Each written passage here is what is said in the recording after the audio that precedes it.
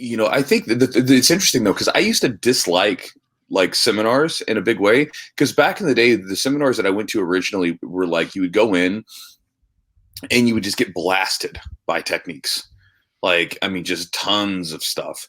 And I remember I'd always leave feeling like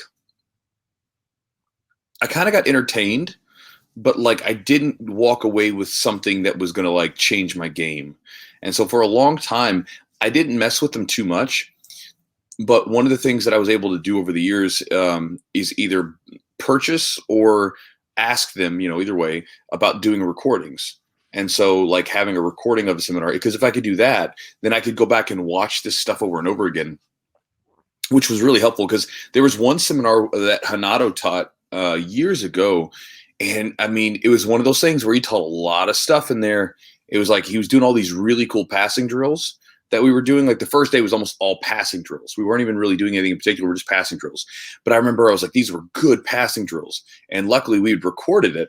And man, I would go back to those over and over again for years and implement them. And I remember it was like, I would come back and I would see little details that I'd missed before. I'm like, oh, I totally didn't notice his hand. It was like right there. And I'd have to like make those adjustments and stuff like that. And so, if you ever go to a seminar, if you can get a recording of it, or if that person has like, let's say if you go to a, like for instance, when JT Torres came out to do the seminar, he showed us his particular style of passing. I liked it, but I knew that I didn't really have it down yet. So I went and bought his passing DVD because I was like, our series, whatever he's streaming, I didn't buy a DVD.